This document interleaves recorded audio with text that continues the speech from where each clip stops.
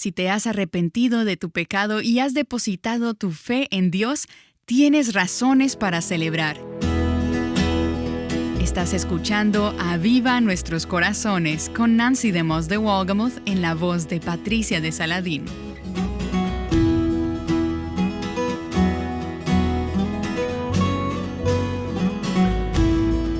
¿No te resulta un poco extraño que algunos cristianos vivan sus vidas en el suelo, aplastados por sus circunstancias?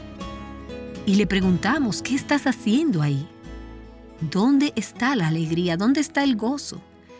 Cristo es nuestro Mardoqueo, Él es nuestro libertador. El libro de Eclesiastés nos dice que hay un tiempo para llorar y un tiempo para reír. ¿Tienes ese balance en tu vida? Lloramos por los que aún no conocen a Dios y están perdidos, y también por nuestros propios pecados. Al mismo tiempo necesitamos celebrar con gozo el perdón y la bondad de Dios. Vemos una clara ilustración de esto en el libro de Esther. Mardoqueo y el pueblo judío tuvieron razones para lamentar, así como razones para celebrar. Hoy Nancy quiere hacerte una invitación. Ella continúa en la serie Esther, Mujer de Dios en el tiempo de Dios. Ella inicia con algo de historia. Si has leído reportes acerca del fin de la Segunda Guerra Mundial, recordarás que las noticias corrieron rápido. El 7 de mayo de 1945, Alemania oficialmente se rindió ante los aliados. Y el 8 de mayo, el siguiente día, fue declarado Día de Victoria en Europa. Ese anuncio causó celebraciones desenfrenadas alrededor del mundo. La gente cantaba, bailaba, festejaba, había fiestas en las calles. Algunas 500,000 personas llenaron las calles de la ciudad de Nueva York. Quizás has visto esas fotos de Times Square, todo ese gran derramamiento de emoción. Era Día de Victoria en Europa. Pero la guerra aún no terminaba al otro lado del Pacífico. Japón no se rindió hasta 3 meses después. Pero la gente sabía que la victoria estaba asegurada. Y así fue que la noticia corrió rápidamente y las celebraciones prorrumpieron. En Europa, cuando el primer ministro Winston Churchill anunció el fin de la guerra en Inglaterra, por primera vez desde que la guerra empezó, las campanas de las iglesias resonaron en toda Europa. Había celebración por todas partes. Esas fueron las imágenes que vinieron a mi mente al leer el capítulo 8 del libro de Esther. Vemos lo que sucede ahora que Amán ha sido ahorcado. El hombre equivocado es sacado del palacio y Mardoqueo está dentro del palacio. El viejo edicto de aniquilar a los judíos no puede ser revocado, pero el rey ha dado permiso a Mardoqueo para promulgar un nuevo edicto, el cual decía que los judíos podían unirse para defenderse en aquella fecha destinada como su día de destrucción. Ahora podrían defenderse a sí mismos. Aunque la batalla aún no había terminado, la gente estaba emocionada. Están emocionados porque saben que su victoria está a la mano. Saben que hay esperanza. Y así vemos en Esther capítulo 8, versículo 15, que entonces Mardoqueo salió de la presencia del rey, apenas habiendo recibido permiso para promulgar este nuevo edicto, en vestiduras reales de azul y blanco, con una gran corona de oro y un manto de lino fino y púrpura. Y por cierto, este es un contraste total de cómo vimos a Mardoqueo vestido al principio del capítulo 4, donde él estaba vestido de cilicio y de ceniza. Él no podía ni acercarse a la puerta del palacio del rey, y ahora él está vestido de ropas reales. Amán había conspirado y había tramado para obtener estas cosas. Recuerda que él trató de conseguirlas cuando pensó que él sería el hombre que el rey quería honrar. Permite que alguien vista las ropas del rey. Él nunca consiguió lo que él quiso. Pero Mardoqueo, quien nunca buscó obtener estas cosas, las recibió como un regalo inesperado. Y de nuevo, esto es solo un recordatorio de que Dios humilla al altivo y Él exalta al humilde. Mientras Mardoqueo salió de la presencia del rey, continúa diciendo el versículo 15, la ciudad de Susa dio vivas y se regocijó. Vimos a la ciudad de Susa antes en un estado de confusión, en pánico y alboroto, pero ahora la ciudad está alegre y regocijándose. Esta es la ciudad capital del imperio persa, donde vivían quizás hasta 500,000 de judíos. Para los judíos fue día de luz y alegría, de gozo y gloria. En cada provincia, en cada ciudad y en todo lugar a donde llegaba el mandato del rey y su decreto, había alegría y gozo para los judíos, banquete y día festivo. El día de la victoria. Ahora bien, la guerra no había terminado. Aún no habían librado la batalla en contra de sus opresores. Pero ahora que este nuevo edicto había sido promulgado, sabían que había esperanza. Así que de esa esperanza brotó gozo y alegría y celebración. Una celebración exuberante irrumpió y cubrió el vasto imperio. Hasta este punto ha habido poca razón para celebrar, pero ahora hay una gran causa de alegría, de gozo y de regocijo. Si recuerdas bien, el capítulo 8 empezó con Ester lamentándose, yendo frente al rey y suplicándole de parte de su pueblo. ¿Cómo podría yo ver la calamidad que caería sobre mi pueblo? ¿Cómo podría yo ver la destrucción de mi gente? Ella está lamentándose frente al rey. Y como hemos dicho, la torta se ha volteado. Los judíos se regocijan y celebran. Hay un salmo que viene a mi mente mientras leo este pasaje. Déjame leerte del Salmo 30. Te ensalzaré, oh Señor, porque me has elevado, y no has permitido que mis enemigos se rían de mí. Oh Señor, Dios mío, a ti pedí auxilio y me sanaste. Oh Señor, has sacado mi alma del Seol. Me has guardado con vida para que no descienda al sepulcro. Fue como si hubieran resucitado a nueva vida. O sea, sus vidas habían terminado, se habían acabado, hasta que Dios les trajo esta nueva esperanza. Cantad alabanzas al Señor, vosotros sus santos, y alabad su santo nombre, porque su ira es solo por un momento, pero su favor es por toda una vida. El llanto puede durar toda la noche, pero a la mañana vendrá el grito de alegría. Y luego los versículos 11 y 12 del Salmo 30. Tú has cambiado mi lamento, mi aflicción, mi dolor en danza. Has desatado mi cilicio y me has ceñido de alegría, para que mi alma te cante alabanzas y no esté callada. Oh Señor, Dios mío, te alabaré por siempre. ¿Puedes ver el avance? Esto fue cierto no solo para los judíos, sino que también es cierto para el pueblo de Dios. Aquí vemos el poder transformador del Evangelio, el Evangelio de Jesucristo que cambia al pobre en príncipe. Aquellos que habían recibido una sentencia de muerte, ahora han sido liberados de la prisión. Aquellos que habían sido condenados, ahora son exaltados. El lamento ha sido cambiado en danza, el ayuno en festejo, la confusión en regocijo, la oscuridad en luz, el cilicio en ropas reales. ¿Y no es eso lo que el Evangelio hace por nosotras? Sobre nosotras pesaba una condena de muerte. Éramos prisioneras, no teníamos esperanza. Estábamos sin Dios y sin ninguna esperanza en el mundo. Y luego Dios, a su tiempo, en la plenitud del tiempo, mandó a Jesucristo a este mundo, quien se entregó a sí mismo como un sacrificio, como una ofrenda por nuestros pecados, y ahora nos ha resucitado a una nueva vida en Cristo. ¿Cuál debe ser la consecuencia de esto, el resultado? Canto, deleite, alegría, gozo. No, la batalla no ha terminado. Todavía vivimos en esta carne. Todavía tenemos pecado morando en nosotras. Todavía tenemos que tratar con eso.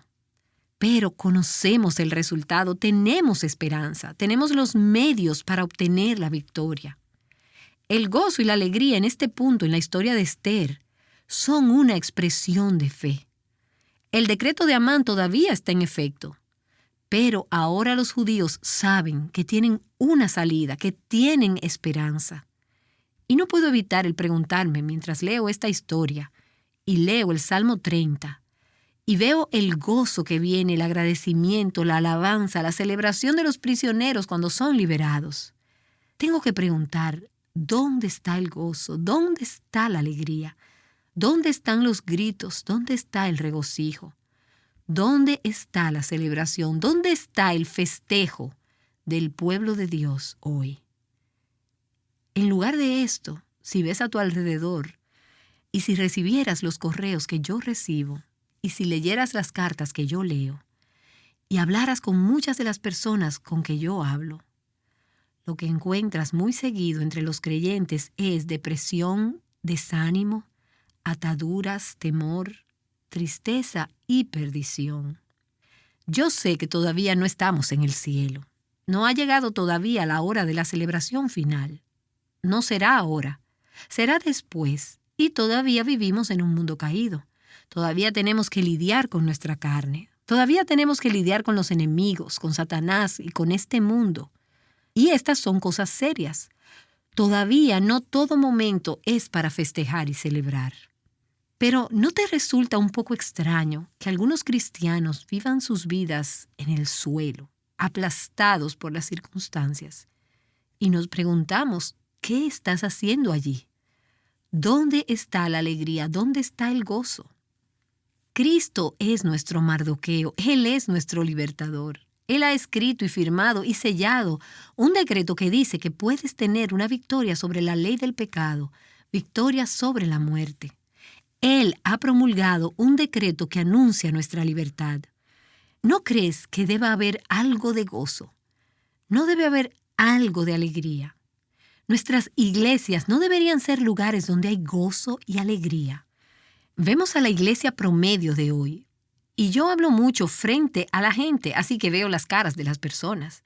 Las personas lucen como que iban rumbo a la morgue y se perdieron en el camino, viniendo a dar a la iglesia. Sus caras lucen como si estuvieran tomando puro jugo de limón. Y ves a algunos cristianos y piensas, no le desearía lo que ellos tienen ni a mi peor enemigo. Y no estoy hablando aquí de poner una sonrisa superficial en tu cara o de siempre andar frívolamente. Todavía vivimos en un mundo muy turbado y hay muchas cosas por las cuales estamos afligidas. Mi corazón frecuentemente se siente oprimido sobre las circunstancias de este mundo y por la condición de la iglesia y la necesidad de avivamiento que hay hoy en día. Pero no debemos vivir atadas a la depresión, ni al desánimo, ni al temor. Cristo, nuestro Mardoqueo, nos ha dado razón para celebrar, razón para tener gozo y alegría. Compara lo que está sucediendo ahora en el capítulo 8 de Esther al primer edicto que fue promulgado. El primer edicto trajo confusión y consternación.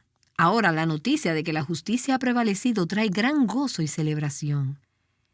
Y te diré también qué otra cosa trajo. Trajo la conversión de muchos extranjeros que estaban dominados por el miedo por lo que habían visto. El versículo 17 nos dice, y muchos de entre los pueblos de la tierra se hicieron judíos, porque había caído sobre ellos el temor de los judíos. Así que las cosas han dado un giro de 180 grados, algo asombroso. Y hoy venimos al capítulo 9, que de acuerdo a la manera que han calculado los historiadores y los eruditos de la Biblia, toma lugar el 7 de marzo del año 473 a.C. Esther capítulo 9, versículo 1. En el mes 12, es decir, el mes de Adar, el día 13, cuando estaban para ejecutarse el mandato y el edicto del rey. ¿Qué mandato y qué edicto es ese? Es el edicto de Amán. Es el que dice que los judíos serían destruidos y aniquilados en ese mismo día. ¿Cómo llegaron a ese día? ¿Te acuerdas? Habían echado suertes. Amán había echado suertes. Él era supersticioso y él pensó que era cosa de casualidad. Él consultó con sus amigos astrólogos y ellos dijeron, este es el día más propicio. Habían echado suertes 11 meses antes. Pero la Escritura dice que el Señor determina el resultado de las suertes. De hecho, eso fue lo que pasó. De modo que ahora llegó el día y estamos llegando al momento culminante. ¿Qué pasará? De nuevo, a veces no vemos a las Escrituras con suficiente asombro, porque hemos leído estas historias una y otra vez. Las hemos escuchado desde que éramos niñas. Y se nos olvida cómo pudo haber sido el estar viviendo estas historias.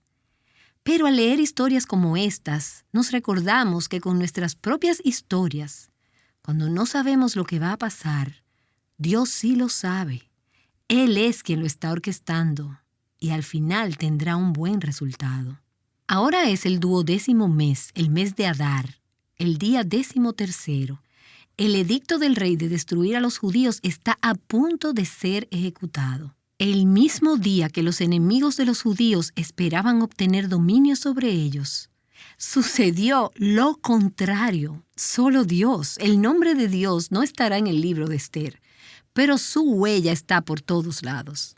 Sucedió lo contrario. Los judíos obtuvieron el dominio sobre los que los odiaban. Esto era una imposibilidad absoluta. Pero Dios lo había hecho posible. Con Dios todas las cosas son posibles. Así que, aunque Amán estaba muerto, todavía había mucha gente que quería hacerle daño a los judíos. Este siempre ha sido el caso en la historia del mundo desde los días de Abraham. Siempre ha habido aquellos que han querido atacar al pueblo de Dios. Mientras estábamos en el receso, alguien me preguntó ¿por qué? ¿Por qué a la gente le gustará hacer eso? ¿Por qué le tienen tanto odio al pueblo de Dios? Y básicamente pienso que la respuesta es porque la gente odia a Dios. No quieren que Dios gobierne sobre ellos. Ellos quieren ser Dios. Ellos quieren ser su propio Dios. Ellos quieren dirigir sus propias vidas. Ellos quieren gobernar la tierra por ellos mismos. Y ellos no quieren doblegarse ante Dios.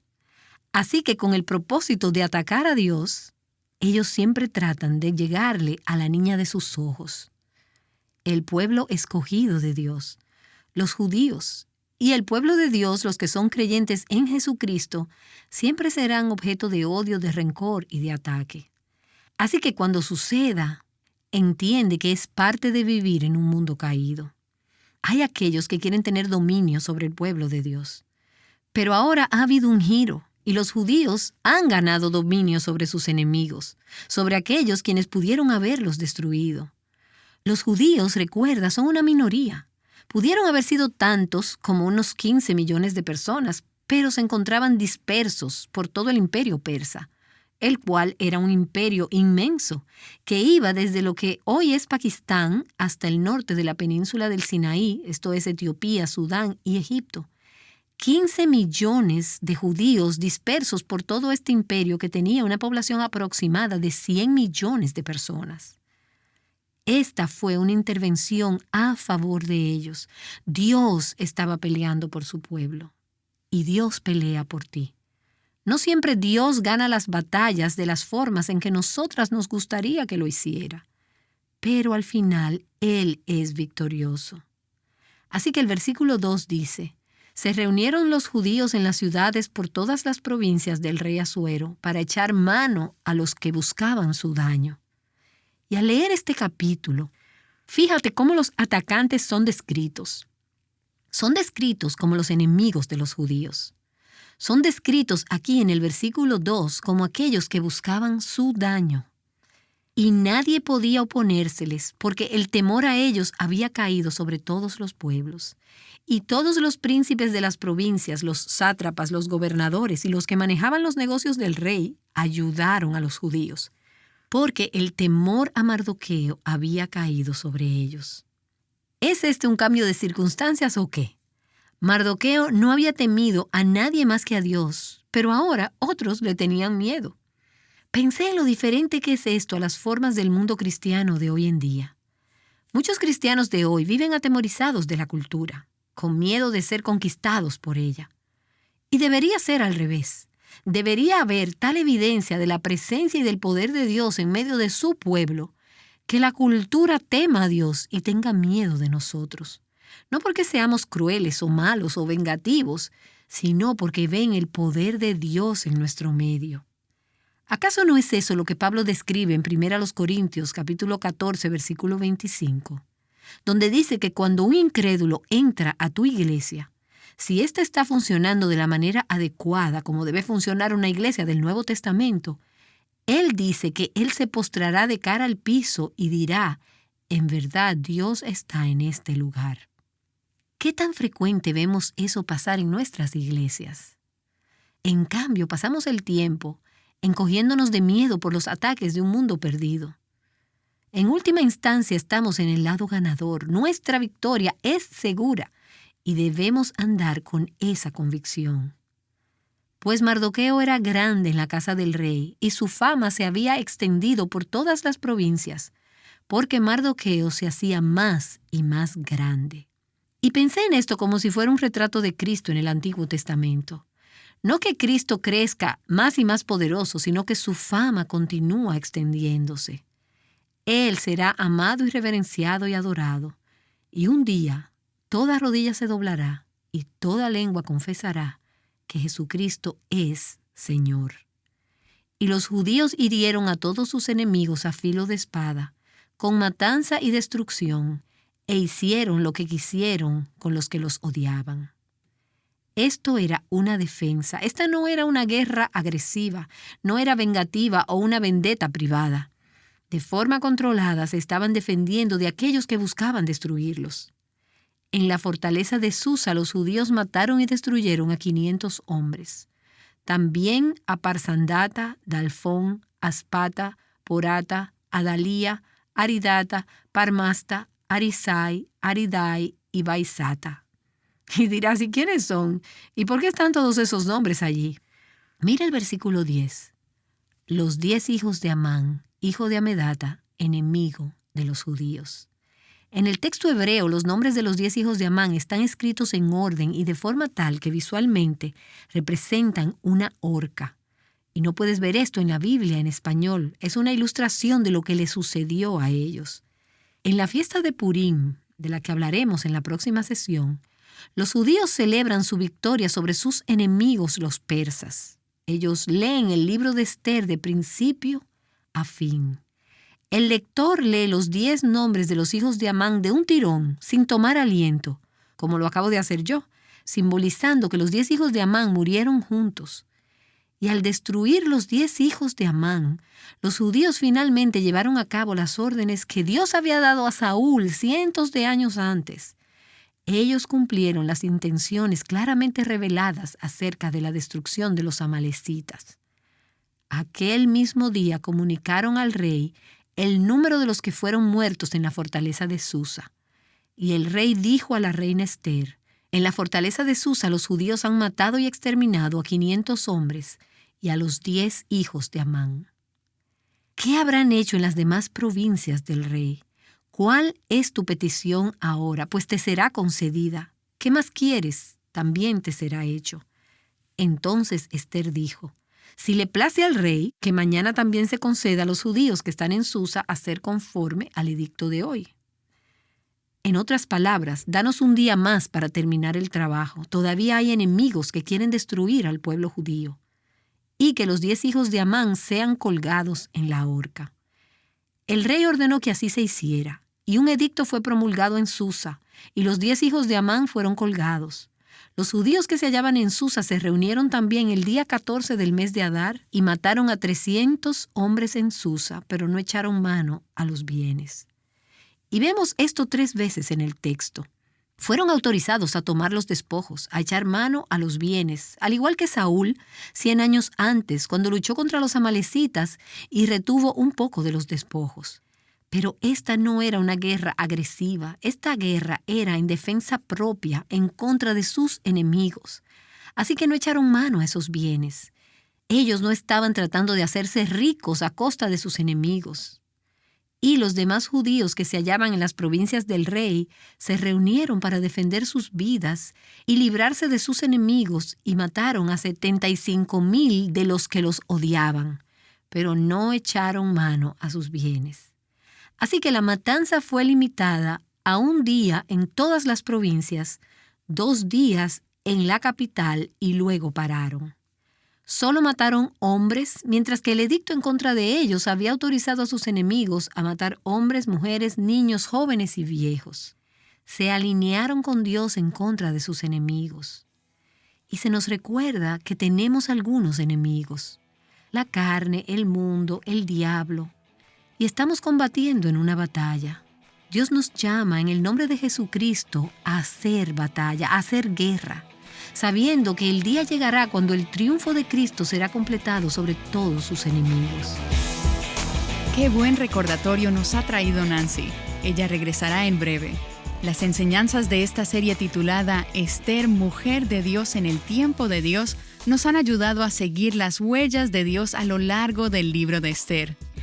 Nosotras, de ser prisioneras sin esperanza, hemos pasado a ser hijas que aún en medio de las batallas de la vida tienen esperanza en Cristo. Nancy nos ha invitado a preguntarnos, ¿dónde está mi gozo? ¿Soy consciente de la victoria que Dios ha ganado para su pueblo? Nancy también nos ha recordado que aún no estamos en el cielo, pero tenemos razones para celebrar. Y digo esto con una sonrisa en el rostro, pero ¡wow! ¿Cuánto necesito aplicar estas verdades a mi propia vida? Espero que el próximo día del Señor seamos de aquellos que se congregan con gozo y no de aquellos que se perdieron de camino a la morgue. Para ayudarte a aplicar estas enseñanzas en tu día a día, hemos desarrollado un recurso devocional titulado Esther, Reina en el Exilio. Nos encantaría enviarte un acceso para descargar este folleto digital por tu donación.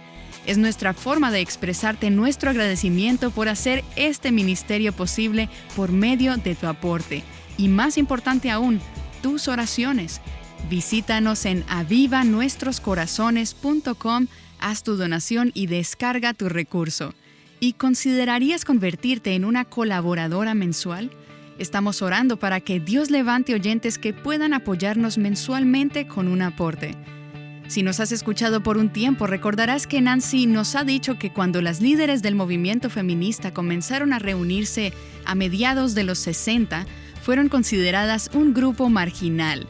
Muchas personas pensaron que estaban locas, pero fueron sistemáticas, intencionales y persistentes, llevando el mensaje a mujeres jóvenes, mientras que los programas de estudios se abrían para todas las mujeres en las universidades de Estados Unidos. Incluso distribuyeron su mensaje a través de muchos recursos impresos. Esto llevó a Nancy a hacerse la siguiente pregunta: ¿qué podría Dios hacer con un grupo comprometido con un nuevo movimiento, una revolución contracultura de mujeres verdaderas de Dios? ¿Cómo podría expandirse ese mensaje? Aquí en Aviva Nuestros Corazones estamos pidiéndole al Señor que expanda el alcance de este ministerio de varias formas clave, y nos gustaría que tú seas parte de esto. Recuerda que por tu donación hoy podrás recibir un acceso para descargar el recurso Esther, Reina en el Exilio. Bien, Nancy nos ha estado enseñando que Dios nos ha llamado a enfrentar las batallas a la luz del triunfo de Cristo. Ella regresa para concluir este programa con otras porciones de la Escritura donde podemos ver esto. Si quieres leer acerca de esto, lee el libro de Apocalipsis. Hay dos temas principales en el libro de Apocalipsis. Uno es adoración, pero el otro es guerra. Hay guerra en contra de los enemigos de Dios. Los que se oponen se declaran enemigos de Dios. Dios mismo hará guerra contra ellos.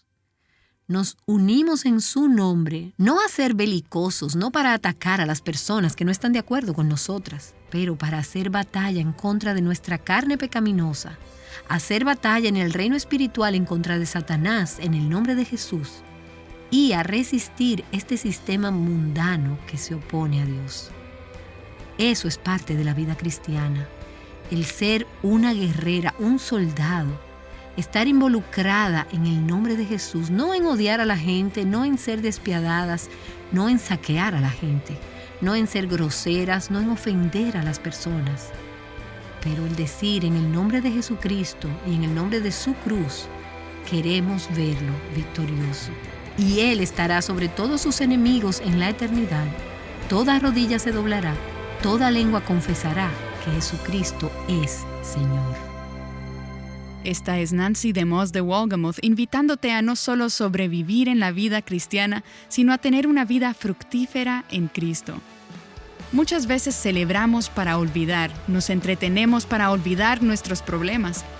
Mañana veremos qué tan provechoso puede ser el celebrar para recordar. Te esperamos aquí en Aviva Nuestros Corazones. Alaba el nombre del Señor.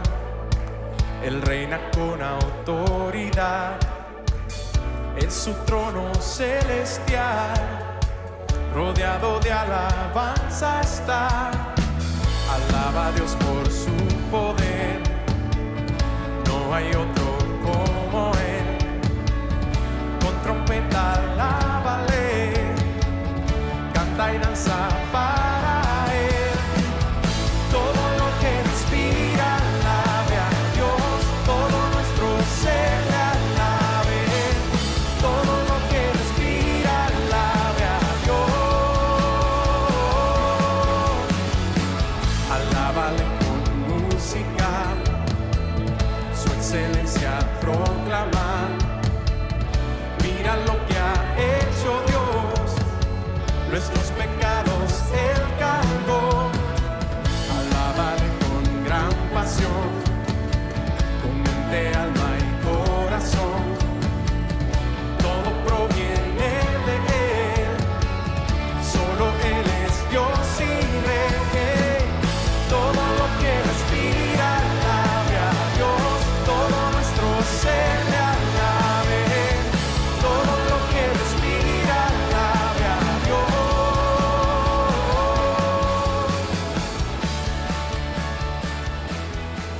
escudriñando la Escritura juntas.